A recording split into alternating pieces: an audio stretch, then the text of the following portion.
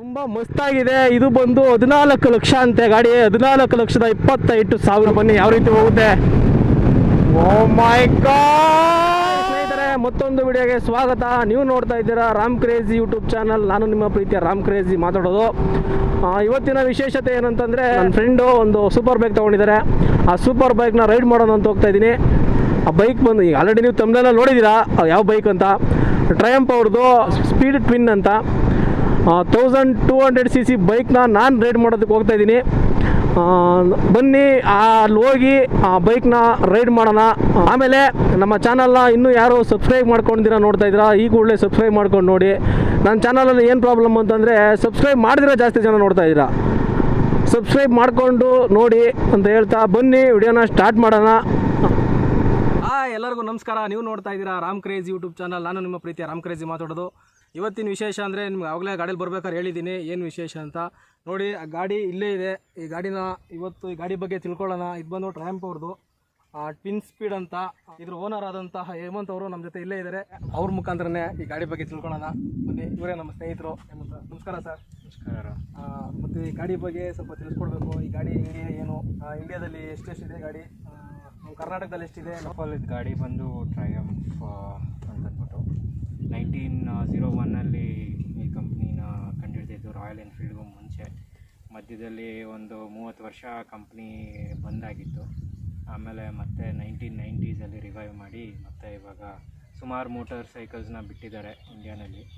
ಈ ಕಂಪ್ನಿದು most famous bikes ಅಂತ ಬಂದರೆ ಬಾನವಿಲ್ಸ್ ಸೀರೀಸ್ ಅಂತ ಬರುತ್ತೆ. ಈ ಗಾಡಿನೂ ಒಂದು ಬಾನವೆಲ್ ಸೀರೀಸಲ್ಲಿರೋನೇ ಒಂದು ಮಾಡೆಲ್. ಇದು ಸ್ಪೀಡ್ ಟ್ವಿನ್ ಅಂತ ಅಂದ್ಬಿಟ್ಟು. ಈ ಬಾನವೆಲ್ ಸೀರೀಸಲ್ಲಿ ಸುಮಾರು ವರ್ಷನ್ಸ್ ಇದೆ. ಎಂಟ್ರಿ ಲೆವೆಲ್ ಅಂತಂದರೆ ಸ್ಟ್ರೀಟ್ ಟ್ವಿನ್ ಅಂತ ಬರುತ್ತೆ. ಅದು 900cc ಇಂಜಿನ್ನು. ಇದು ಎಷ್ಟು cc ಇಂಜಿನ್ ಸರ್? ಇದು ಬಂದು 1200cc 1200. ಎರಡು ವರ್ಷನ್ ಬರುತ್ತೆ. ಹೈ ಪವರ್ ಅಂತ ಒಂದು ಬರುತ್ತೆ, ಹೈ ಟಾರ್ಕ್ ಅಂತ ಒಂದು ಬರುತ್ತೆ. ಈ ಇಂಜಿನ್ ಬಂದ್ಬಿಟ್ಟು high power engine. Cafe racer ಇದರಲ್ಲಿ ಸೆಗ್ಮೆಂಟಲ್ಲಿ ಬರುತ್ತೆ ಅದು. ಅದಕ್ಕೂ ಸೇಮ್ ಇಂಜಿನ್ನು, ಬಟ್ ಕೆಲವೊಂದು ಸ್ವಲ್ಪ ಅದ್ರದ್ದು ಸಿಟ್ಟಿಂಗ್ ಪಾಸ್ಚರು ಸ್ವಲ್ಪ ಅಷ್ಟು ಕಂಫರ್ಟಬಲ್ ಇಲ್ಲ. ಅದು ತುಂಬ ಅಗ್ರೆಸಿವ್ ಪಾಸ್ಚರು. ಇದರಲ್ಲಿ ಬಂದ್ಬಿಟ್ಟು ಲಾಂಗ್ ರೈಡ್ಗೆ ಎಲ್ಲನೂ ಕಂಫರ್ಟಬಲ್ ಆಗಿರುತ್ತೆ. ತುಂಬ ಲಾಂಗ್. ನೀವು ತೊಗೊಂಡು ಎಷ್ಟು ದಿನ ಆಯಿತು ಸರ್ ಗಾಡಿ? ಇದು ತೊಗೊಂಡು ಎಕ್ಸಾಕ್ಟಾಗಿ 1 ತಿಂಗಳಾಯ್ತು ಇವತ್ತಿಗೆ. 1 ತಿಂಗಳಾಯ್ತು. ಇನ್ನು ಹೊಸದಾಗೆ ತೊಗೊಂಡಿದ್ದೀರಾ ಹಂಗಾದ್ರೆ? ಹಾಂ, ಇನ್ನು ಇದು ಬಂದ್ಬಿಟ್ಟು twin cylinder engine. Main power ಫಿಗರ್ಸಿಗೆ ಬಂದರೆ 112 Nm ಟಾರ್ಕು, 100 PS ಪವರ್ ಇದೆ. ಎಕ್ಸಾಸ್ಟು ಎರಡು ಇದ್ದಂಗಿದೆಯಲ್ಲ ಸರ್? ಇದು ಹೆಂಗೆ ಸರ್ ಇದು? ಅದೇ, ಅದು ಫಸ್ಟ್ ಆಫ್ ಆಲು ಸಿಲಿಂಡರ್ ಬಂದು ನಾನು ಹೇಳ್ದಂಗೆ twin cylinder engine. Twin cylinder. So 2 cylinder ಆದಮೇಲೆ ಅದಕ್ಕೆ 2 ಎಕ್ಸಾಸ್ಟ್ ಬರಲೇಬೇಕು. ಸೊ ಅದರಿಂದ ಅದು ಬಂದು ಟ್ವಿನ್ ಎಕ್ಸಾಸ್ಟ್. ಇದರಲ್ಲಿ ಮೇಯ್ನು ಏನಪ್ಪ ಅಂತಂದರೆ ಈ ಬ್ರೇಕ್ಸು ಬ್ರೆಂಬೋ M50s ಅಂತ ಅಂದ್ಬಿಟ್ಟು. Brembo M50. ಓಕೆ. ಬ್ರೇಕ್ಸ್ ಬಂದು ಡ್ಯುಯಲ್ ಡಿಸ್ಕ್. ಯಾಕೆಂದರೆ ಗಾಡಿ ತುಂಬ ಪವರ್ಫುಲ್ಲು. ಅದನ್ನು ಅಷ್ಟು ಸ್ಟಾಪ್ ಮಾಡೋಕ್ಕೆ ಬೇಕಂದರೆ ಅದರಿಂದ ಡ್ಯುಯಲ್ ಡಿಸ್ಕ್ ಇದೆ. ಇದು ಡೈರೆಕ್ಟ್ ಇಂಜಿನ್ ಕೂಲ್ ಆಗುತ್ತಾ ಇಲ್ಲ ಬ್ರದರ್ ಆಯಿಲ್ ಕೂಲಿಗೆ ಕೊಟ್ಟಿರ್ತಾರೆ? ಕೂಲಿಗೇನೆ, ಇಂಜಿನ್ ಕೂಲ್ಡ್ ಇಂಜಿನ್ನು. ಮೇಯ್ನ್ ಗಾಡಿ ನಿಮಗೆ ನೋಡೋದಕ್ಕೆ ಸೂಪರ್ ಬೈಕ್ ಥರ ಅನ್ಸಲ್ಲ, ಬಟ್ ನೋಡ್ತಾ ಇದ್ರೆ ಪರ್ಫಾರ್ಮೆನ್ಸ್, ಅದು ಓಡಿಸೋದ್ರಲ್ಲಿ ಇರೋ ಎಕ್ಸ್ಪೀರಿಯನ್ಸೇ ಅದರದ್ದು ಬೇರೆ ಲೆವೆಲ್. ಇದು ಮಿರರ್ ನೀವೇ ಹಾಕ್ಸಿರೋದಾ ಇಲ್ಲ? ಅದೆಲ್ಲ ಸ್ಟ್ಯಾಂಡರ್ಡು. ಇದರಲ್ಲಿ ನಾನು ಏನೂ ಆಕ್ಸೆಸರೀಸ್ ಇನ್ನೂ ಏನೂ ಹಾಕ್ಸಿಲ್ಲ. ಒಂದೇ ಒಂದು ಆಕ್ಸೆಸರೀಸ್ ಹಾಕ್ಸಿರೋದೇನು ಒಂದು ಈ ಸಮ್ ಪ್ಲೇಟು ಕೆಳಗಡೆ. ಹಾಂ, ಕೆಳಗಡೆ. ಅದು ಯಾಕೆ ಅಂತಂದರೆ ಇಂಡಿಯನ್ ರೋಡ್ ಕಂಡೀಷನ್ಸಲ್ಲಿ ಹಂಪ್ಗಳು ಅವೆಲ್ಲ ಸರಿಯಾಗಿ ಹಾಕಿರಲ್ಲ. ಆಗಲೇ 1-2 ಸತಿ ಸಂಪ್ ಗಾರ್ಡ್ ಹೊಡೆದಿದೆ. ಅದಿರಲಿಲ್ಲ ಅಂದರೆ ಇಂಡಿಯನ್ ರೋಡ್ಸ್ ಏನು ಮಾಡೋಕ್ಕಾಗಲ್ಲ. ಇಂಡಿಯನ್ ರೋಡ್ಸ್ ತುಂಬ ಹೀಟ್ ಅನ್ಸುತ್ತಲ್ಲ ಸರ್ ಇದು ಎಕ್ಸಾಸ್ಟು? ತುಂಬ ಇದು ಸೂಪರ್ ಬೈಕ್ಗಳಲ್ಲೆಲ್ಲ ಕಾಮನ್ನು. ಪರ್ಫಾರ್ಮೆನ್ಸ್ ಜಾಸ್ತಿ ಆದಂಗೆಲ್ಲ ಅಷ್ಟು ಹೀಟ್ ಜನ್ರೇಟ್ ಆಗೇ ಆಗುತ್ತೆ. ಅದಕ್ಕೆ ಯೂಶ್ವಲಿ ನೀವು ಯಾವುದೇ 600cc 300cc ಮೇಲ್ಗಡೆನೇ ಇವಾಗ ಎಲ್ಲದಕ್ಕೂ ರೇಡಿಯೇಟರ್ ಕೊಡ್ತಾ ಇದ್ದಾರೆ. ಸೊ ಆದ್ರೂ ರೇಡಿಯೇಟರ್ ಇದ್ರೂ ತುಂಬಾ ಇದು ಫೀಲ್ ಆಗುತ್ತೆ. ಸಿಟಿಲೆಲ್ಲ ಓಡಿಸ್ಬೇಕಾದ್ರೆ ಒಂಥರ ಒಳ್ಳೆ ಯಾವುದೋ ಅವನಲ್ಲಿರೋ ಥರ ಫೀಲ್ ಬರುತ್ತೆ. ಫುಲ್ ಬಿಸಿ ಬಿಸಿ ಬಿಸಿ. ಯೂಶ್ವಲಿ ಸಿಟಿನಲ್ಲಿ ಸ್ವಲ್ಪ ಇರಿಟೇಟ್ ಆಗುತ್ತೆ ಹೀಟಿಂದ, ಬಟ್ ಏನು ಮಾಡೋಕ್ಕಾಗಲ್ಲ. ಅದು ಯಾವುದೇ ಸೂಪರ್ ಬೈಕ್ ತೊಗೊಂಡ್ರು ಅದರಲ್ಲಿರೋ ಕಾಮನ್. ಟೈರ್ಗಳು ಗ್ರಿಪ್ಪರ್ಗಳೇ ಇಲ್ವಲ್ಲ ಸರ್ ಇದರಲ್ಲಿ? ಮತ್ತು ಹೆಂಗೆ ಇದು ಕಂಟ್ರೋಲ್ ಮಾಡೋದು ಹೆಂಗೆ? ಮತ್ತು ಈ ರೋಡ್ ಕಂಡೀಷನ್ಸಲ್ಲಿ ತಿಳಿಸ್ಕೊಡಿ ಸರ್ ಟೈರ್ ಬಗ್ಗೆ ಸ್ವಲ್ಪ. ಸೊ ಅದೊಂದು ಕಾಮನ್ ಮಿಸ್ಕನ್ಸೆಪ್ಷನ್ ಏನಂತಂದರೆ ಬಟನ್ಸಿಂದ ಗ್ರಿಪ್ಪು ಅಂತ ನಾವೆಲ್ಲ ಅನ್ಕೋತೀವಿ. ಆದರೆ ಬಟನ್ಸಿಂದ ಗ್ರಿಪ್ ಅಲ್ಲ, ಸ್ವಲ್ಪ ಇರುತ್ತೆ, ಇಲ್ಲ ಅಂತಲ್ಲ. ಆದರೆ ಮೇಯ್ನ್ ಬಂದು ಟಯರಲ್ಲಿ ಏನು ಕಾಂಪೌಂಡ್ ಯೂಸ್ ಮಾಡಿರ್ತಾರೆ ಅದ್ರ ಮೇಲೆ ಗ್ರಿಪ್ಪು. ಇದು ಬಂದು ಸಾಫ್ಟ್ ಕಾಂಪೌಂಡ್ ಟಯರ್ ಅಂತ ಅಂದ್ಬಿಟ್ಟು. ಸೊ ಆ ರಬ್ಬರ್ದು ಸ್ವಲ್ಪ ಸಾಫ್ಟ್ ಆಗಿರುತ್ತೆ, ಅದರಿಂದನೇ ಗ್ರಿಪ್ಪು. ಇದರಲ್ಲಿ ಕೊಟ್ಟಿರೋ ಒಂದಷ್ಟು ಗ್ರೂವ್ಸ್ ಅದು ಏನಕ್ಕೆ ಕೊಟ್ಟಿದ್ದಾರೆ ಅಂತಂದರೆ ಮೇಯ್ನ್ಲಿ ಈ ಮಳೆನಲ್ಲೆಲ್ಲ ಓಡಿಸ್ಬೇಕಾದ್ರೆ ನೀರು ಟಯರ್ಗೆ ಹತ್ಕೊಂಡಿದ್ದ ನೀರು ಫ್ಲೋ ಆಗೋಗಿ ಅಂತ ಅನ್ನೋದಕ್ಕೆ ಮಾತ್ರ ಗ್ರೂವ್ಸ್ ಕೊಟ್ಟಿರ್ತಾರೆ ಅಷ್ಟೇ. ಈ ಗ್ರೂವ್ಸಿಂದ ಆಗಲಿ ಗಾಡಿಗೆ ಗ್ರಿಪ್ ಅಲ್ಲ, ಟಯರಲ್ಲಿ ಉಪಯೋಗಿಸಿರೋ ರಬ್ಬರಿಂದನೇ ಗಾಡಿಗೆ ಗ್ರಿಪ್. ಸರ್ ಟೈರ್ ಒಂದು ಇದು ಮೆಡ್ಸೆಲರ್ ಬಂದು ಫ್ರಂಟ್ ಬ್ಯಾಕ್ ಎರಡು ಸೇರಿ 42,000 ಆಗುತ್ತೆ. ಬರೀ ಟೈರ್ 42 ಬಿಟ್ಟು ಬೇರೆ ಆಪ್ಷನ್ಸ್ ಬಂದು ಪಿರೇಲಿ ಅಂತ ಒಂದಿದೆ, ಅದು ಒಂದು 35,000 ಆಗುತ್ತೆ.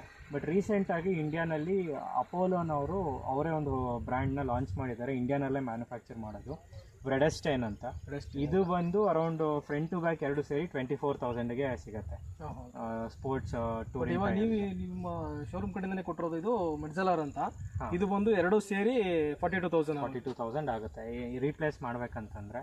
ಈ ಟೈರ್ಸ್ ಹೈ ಪರ್ಫಾರ್ಮೆನ್ಸ್ ಟೈರ್ಸ್ ಆದ್ರಿಂದ ನಿಮಗೆ ಜಾಸ್ತಿ ನಾರ್ಮಲ್ ಗಾಡಿಗಳೆಲ್ಲ 20,000 30,000 ಎಲ್ಲ ಓಡಿಸ್ಬೋದು, ಇದ್ರಲ್ಲಿ 10,000 ಬರುತ್ತೆ. ನಾವು ಇವಾಗ ಈ ನಮ್ಮ ವ್ಯೂವರ್ಸ್ಗಳು ಯಾರಾದರೂ ಈ ಥರ ಟ್ರಂಪ್ ಅವ್ರದ್ದು ಈ ಥರನೇ ಸ್ಪೀಡ್ ಟ್ವಿನ್ ಗಾಡಿನ ಇಳಿಸ್ಬೇಕು ಅಂತ ಇದ್ದರೆ ಇದ್ರ ಕಾಸ್ಟ್ ಏನಾಗುತ್ತೆ ಮತ್ತು ಇದ್ರ Indian price, Indian external price ಯಾವ ರೀತಿ ಇದೆ ಅಂತ ತಿಳಿಸ್ಕೊಡಿ ಸರ್. ಇದು ಬಂದು 10.99 lakhs. ಕರ್ನಾಟಕದಲ್ಲಿ 2 ಶೋರೂಮ್ಸ್ ಇದೆ, ಒಂದು ಬೆಂಗಳೂರಲ್ಲಿ ಒಂದು ಮಂಗಳೂರಲ್ಲಿ.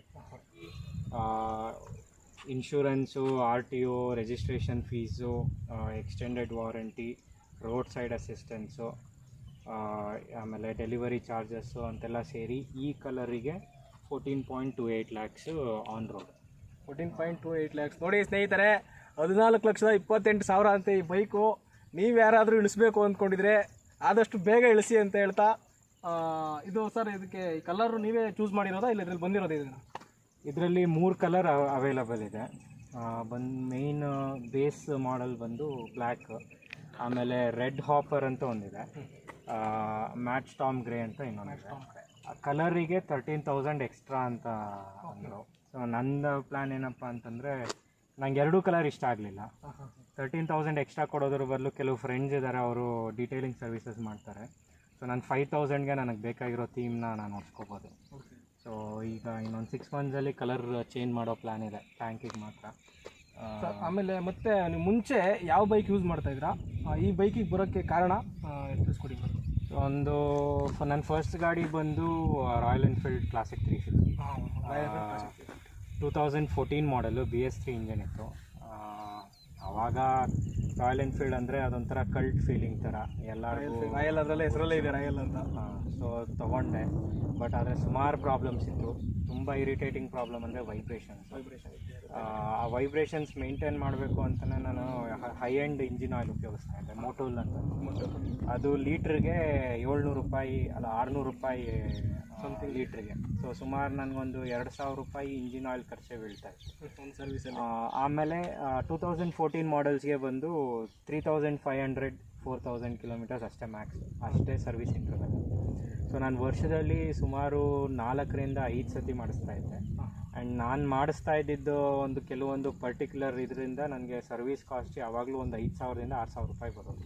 ಇಂಜಿನ್ ಆಯಿಲೇ 2,000 ರೂಪಾಯಿ ಜಾಸ್ತಿ ಆಗ್ಬಿಡೋದು. ಒಳ್ಳೆ ಬೇರೆ ಆಯಿಲ್ ಫಿಲ್ಟರು, ಏರ್ ಫಿಲ್ಟರು, ಅದು ಇದು ಅಂತೆಲ್ಲ ಹೋದ್ರೂ ಲೇಬರ್ ಕಾಸ್ಟ್ ಆಗುತ್ತೆ ಎಲ್ಲ ಹೋಗಿ 6,000 ಬರೋದು ಸುಮಾರು. ನನ್ನ ಸರ್ವಿಸ್ಗೆ 6,000. ಹಾಂ, ಒಂದು ಸರ್ವಿಸ್ಗೆ 5,000ದಿಂದ 6,000. ಈ ಗಾಡಿ ಸರ್ವಿಸ್ ಬಿಟ್ಟರೆ ನಿಮಗೆ ಎಷ್ಟು ಬರುತ್ತೆ ಸರ್ ಖರ್ಚು? ಇದರಲ್ಲಿ ಫಸ್ಟ್ ಆಫ್ ಆಲ್ ಬಂದು 16,000 ಕಿಲೋಮೀಟರ್ ಸರ್ವಿಸ್ ಇಂಟರ್ವಲ್. 16,000 ಕಿಲೋಮೀಟರ್, 16,000. ನೋಡಿ ಸ್ನೇಹಿತರೆ, 16,000 ಕಿಲೋಮೀಟರ್ಸ್ಗೆ ಒಂದು ಸರ್ವಿಸ್ ಅಂತೆ ಈ ಬೈಕ್ದು ವಿಶೇಷತೆ.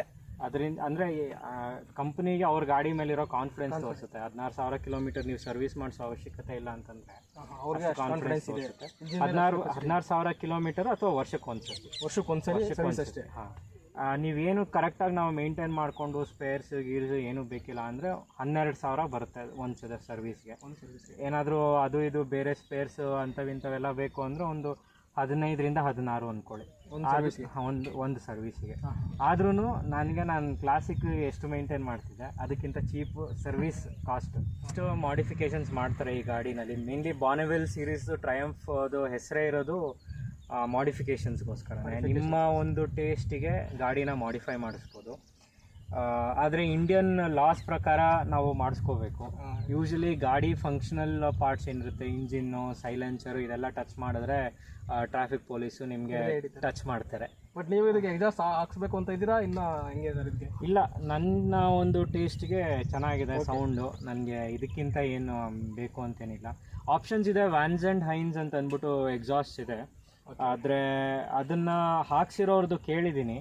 ಆಲ್ಮೋಸ್ಟ್ 1 ಡೆಸಿಬಲ್ 2 ಡೆಸಿಬಲ್ ಸೌಂಡ್ ಅಷ್ಟೇ ಇನ್ಕ್ರೀಸ್ ಆಗುತ್ತೆ. ಅದರಿಂದ ನಾನು ಸೈಲೆನ್ಸರ್ ಚೇಂಜ್ ಮಾಡೋ ಪ್ಲ್ಯಾನ್ ಅಂತೂ ಇಲ್ಲ. ಆಫ್ ರೋಡಲ್ಲಿ ಮಾತ್ರ ಹೋಗ್ಬೋದಾ ಇಲ್ಲ ತುಂಬ ಲಾಂಗ್ ಟ್ರಾವೆಲ್ ಕೂಡ ಮಾಡ್ಬೋದಾ ಇದರಲ್ಲಿ ಗಾಡಿ?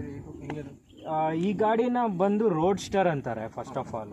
ಯಾಕೆ ಅಂತಂದರೆ ಇದು ಮೇನ್ಲಿ ರೋಡ್ ಯೂಸೇಜ್ಗೆ ಮಾಡಿರೋ ಗಾಡಿ, ಆಫ್ ರೋಡಿಂಗಿಗೆ ಅಲ್ಲ. ಆಫ್ ರೋಡಿಂಗಿಗೆ ಲಾಂಗ್ ಟ್ರಾವೆಲ್. ಲಾಂಗ್ ಟ್ರಾವೆಲ್ಗೆ ಮಾಡ್ಬೋದು. ಆಫ್ ರೋಡಿಂಗಿಗೆ ಸೈಲೆನ್ಸರ್ಸ್ ಎಲ್ಲ ಸ್ವಲ್ಪ ಅಡ್ಜಸ್ಟ್ ಮಾಡಿ ಮಾಡ್ಬೋದು. ಟೈರ್ಸ್ ಚೇಂಜ್ ಮಾಡಬೇಕಾಗತ್ತೆ, ಆಫ್ ರೋಡ್ ಟೈರ್ಸ್ ಎಲ್ಲ ಚೇಂಜ್ ಮಾಡಿ. ಆಮೇಲೆ ಅದು ಟ್ರ್ಯಾಕ್ಷನ್ ಕಂಟ್ರೋಲ್ ಇದೆ, ಸ್ವಿಚಬಲ್ ಟ್ರ್ಯಾಕ್ಷನ್ ಕಂಟ್ರೋಲು. ನೀವು ಆಫ್ ರೋಡಿಂಗ್ ತೊಗೊಂಡೋಗ್ಬೇಕಂತಂದರೆ ಟ್ರ್ಯಾಕ್ಷನ್ ಕಂಟ್ರೋಲ್ ಆಫ್ ಮಾಡಿ ನೀವು ಹೆಂಗೆ ಬೇಕಾದರೂ ರಿಪ್ ಮಾಡ್ಬೋದು ಗಾಡಿನ. ABS ಸ್ಟ್ಯಾಂಡರ್ಡು, ಸ್ವಿಚಬಲ್ ಬರೋಲ್ಲ. ಬಿಕಾಸ್ ABS ಬಂದು ಸೇಫ್ಟಿಗೋಸ್ಕರ. ಸೊ ABS ಆಲ್ವೇಸ್ ಆನ್ ಇರುತ್ತೆ. ಬನ್ನಿ ಈ ಗಾಡಿನ ಒಂದ್ಸಲಿ ಓಡಿಸಿ ನೋಡೋಣ ಯಾವ ರೀತಿ ಇರುತ್ತೆ, ಕಂಫರ್ಟಬಲ್ ಯಾವ ರೀತಿ ಇರುತ್ತೆ ಹೇಳೋಣ.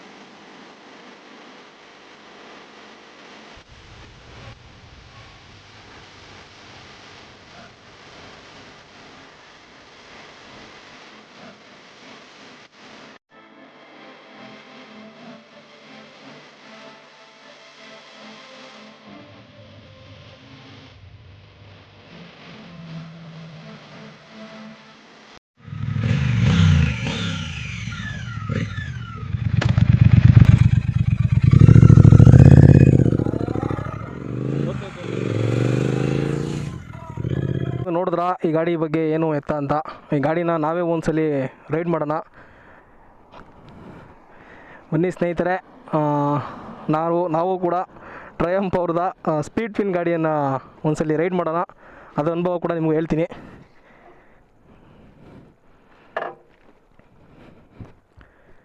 ಓಕೆ,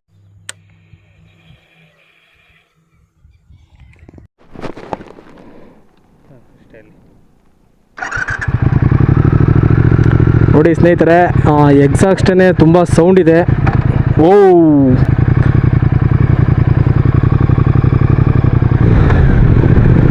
ತುಂಬ ಕಂಫರ್ಟಬಲ್ ಆಗಿದೆ. ಇನ್ನು ನಾನು ಗಾಡಿ ಎತ್ತಿ ಜಸ್ಟು ಇನ್ನು 20-30 ಹೋಗ್ತಾ ಇದ್ದೀನಿ. ಆ ಅನುಭವ ನಿಮ್ಗೆ ಹೇಳ್ಕೊಳ್ಳೋಕ್ಕೆ ಆಗ್ತಾ ಇಲ್ಲ. ತುಂಬ ಚೆನ್ನಾಗಿದೆ ಹೋಗೋದಕ್ಕೆ. ನೋಡಿ ಸ್ನೇಹಿತರೆ, ಇವತ್ತು ಈ ಬೈಕ್ನಲ್ಲಿ ನಾನು ರೈಡ್ ಮಾಡ್ಕೊಂಡು ಹೋಗ್ತಾ ಇದ್ದೀನಿ.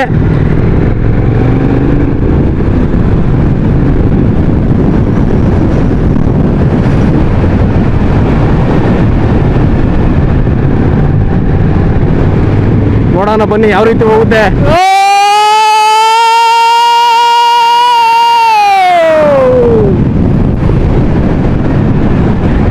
ಓ ಸ್ನೇಹಿತರೆ, ನಿಮಗೆ ಕೇಳಿಸ್ತಾ ಇಲ್ವೋ ಗೊತ್ತಿಲ್ಲ, ಎಕ್ಸಾಸ್ಟ್ ಮಾತ್ರ ಸಖತ್ತಾಗಿ ಬರ್ತಾ ಇದೆ ಸೌಂಡು.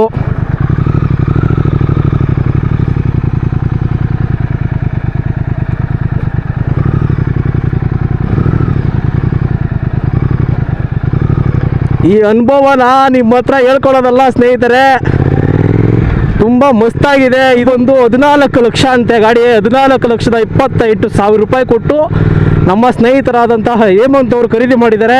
ಈ ಗಾಡಿನ ನನಗೆ ಓಡಿಸೋ ಕೊಟ್ಟಿರೋದಕ್ಕೆ ನನಗೆ ತುಂಬ ಖುಷಿ ಆಗ್ತಾ ಇದೆ. ಈ ಗಾಡಿ ಬಗ್ಗೆ ನನಗೆ ಏನು ಹೇಳಬೇಕು ಅಂತಲೇ ಗೊತ್ತಾಗ್ತಾ ಇಲ್ಲ. ನಾನು ಫಸ್ಟ್ ಟೈಮು ಒಂದು ಸೂಪರ್ ಬೈಕ್ನ ರೈಡ್ ಮಾಡ್ತಾ ಇರೋದು. 1200cc ಗಾಡಿನ ನಾನು ರೈಡ್ ಮಾಡ್ತಾ ಇದ್ದೀನಿ. ತುಂಬ ಖುಷಿ ಆಗ್ತಾ ಇದೆ. ಬನ್ನಿ ಸ್ವಲ್ಪ ಸ್ಪೀಡಾಗಿ ಹೋಗೋಣ.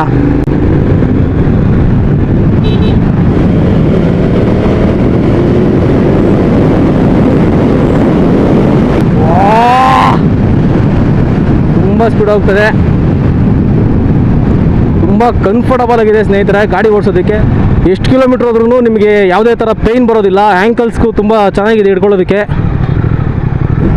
ಬನ್ನಿ ಇದ್ರ ಬಗ್ಗೆ ಇನ್ನು ಮಾತಾಡೋಣ.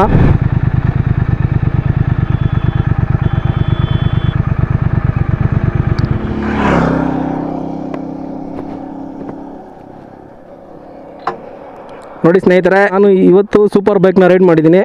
ಈ ವಿಡಿಯೋ ನಿಮ್ಗೆ ಇಷ್ಟ ಆಗಿದ್ರೆ ನನ್ನ ವಿಡಿಯೋ ಲೈಕ್ ಮಾಡಿ ಅಂತ ಹೇಳ್ತಾ, ಸಖತ್ತಾಗಿತ್ತು ಬ್ರೋ ಗಾಡಿ ಓಡಿಸೋದಕ್ಕೆ ಮಾತ್ರ. ಏನು ಸೂಪರ್ ಬೈಕ್ ಓಡಿಸ್ತಾ ಇದ್ದೀನಿ ಅಂತ ಫೀಲ್ ಬರಬೇಕು ಅಂತಂದರೆ ಥ್ರಾಟಲ್ ಸ್ವಲ್ಪ ರೈಸ್ ಮಾಡಬೇಕು. ಅಲ್ಲಿ ಆ ಟರ್ನಿಂಗಲ್ಲಿ ಸಖತ್ ಭಯ ಆಗ್ಬಿಡ್ತು ನನಗೆ. ಒಂಥರ ಹಿಂದಕ್ಕೆ ಎಳೆಯೋ ಥರ ಆಗ್ಬಿಡ್ತು ಥ್ರಾಟಲ್ ಕೊಟ್ಟದೇ ಹಿಡ್ಗೆ. ತುಂಬ ಚೆನ್ನಾಗಿದೆ ಗಾಡಿ ಓಡಿಸೋದಕ್ಕೆ ಮಾತ್ರ ಮಸ್ತಾಗಿದೆ. ನೀವು ಯಾರನ್ನ ಸೂಪರ್ ಬೈಕ್ ತೊಗೊಬೇಕು ಅಂತಂದರೆ 20 ಒಳಗಡೆ ಬೇಕು ಅಂತಂದರೆ ಒಳ್ಳೆ ಬೈಕ್ ಇದು, 7 ಮಾಡಿಸಿದ ಬೈಕು. ತುಂಬ ಚೆನ್ನಾಗಿದೆ, ಓಡಿಸೋದಕ್ಕೂ ಮಾತ್ರ ತುಂಬ ಕಂಫರ್ಟಬಲ್ ಆಗಿದೆ. ಮತ್ತು ಈ ಗಾಡಿನ ಓಡಿಸೋದಕ್ಕೆ ಕೊಟ್ಟಂಥ ನಮ್ಮ ಹೇಮಂತ್ ಅವರು ಇಲ್ಲೇ ಇದ್ದಾರೆ, ಅವ್ರಿಗೆ ಧನ್ಯವಾದಗಳನ್ನು ತಿಳಿಸ್ತಾ, ನೀವು ಕೂಡ ಈ ಗಾಡಿನ ಒಂದ್ಸಲಿ ಟ್ರೈ ಮಾಡ್ಬೋದು. ಶೋರೂಮಲ್ಲೇ ಟೆಸ್ಟ್ ಡ್ರೈವ್ ಮಾಡಿ ಇಷ್ಟಾದ್ರೆ ತೊಗೊಳ್ಳಿ ಅಂತ ಹೇಳ್ತಾ, ನೋಡಿ ನಮ್ಮ ಸಬ್ಸ್ಕ್ರೈಬರ್ಗೆಲ್ಲ ಹೇಳ್ಬಿಡಿ ಸರ್, ನಿಮ್ಮ ವಿಡಿಯೋ ನೋಡಿ ತುಂಬ ಖುಷಿ ಪಟ್ಟಿರ್ತಾರೆ. ಥ್ಯಾಂಕ್ ಯು ಎವ್ರಿವನ್, ಎಲ್ಲರೂ ವಿಡಿಯೋ ನೋಡಿದ್ದಕ್ಕೆ. ಫಸ್ಟ್ ಆಫ್ ಆಲು ವಿಡಿಯೋ ಇಷ್ಟ ಆಗಿದ್ರೆ ಲೈಕ್ ಮಾಡಿ, ಸಬ್ಸ್ಕ್ರೈಬ್ ಮಾಡಿ, ಕಮೆಂಟ್ ಮಾಡಿ, ಶೇರ್ ಮಾಡಿ ಅಂತ ಹೇಳ್ತಾ, ನಿಮ್ಮ ಹತ್ರನೂ ಕೂಡ ಯಾವುದಾದ್ರೂ ಒಂದು ಸೂಪರ್ ಬೈಕ್ಸ್ ಆಗಿರಲಿ, ಯಾವುದೇ ಬೈಕ್ ಆಗಿರಲಿ, ಆಮೇಲೆ ನಿಮ್ಮ ಸುತ್ತಮುತ್ತ ಇರುವಂತಹ ಪ್ಲೇಸಸ್ಸು ಯಾವುದಾದ್ರೂ ಹೈಡನ್ ಆಗಿರುವಂಥ ಪ್ಲೇಸಸ್ಸು ಮತ್ತು ಹಿಸ್ಟಾಲಜಿಕಲ್ ಆಗಿರೋ ಪ್ಲೇಸಸ್ ಯಾವುದಾದ್ರೂ ಇದೆ ನಮ್ಗೆ ಕಾಮೆಂಟ್ ಮೂಲಕ ತಿಳಿಸಿ ಅಂತ ಹೇಳ್ತಾ ಈ ವಿಡಿಯೋನ ಇಲ್ಲಿಗೆ ಮುಗಿಸ್ತಾ ಇದ್ದೀನಿ. ಸಿಗೋಣ ನೆಕ್ಸ್ಟ್ ವಿಡಿಯೋದಲ್ಲಿ. ಜೈ ಆಂಜನೇಯ.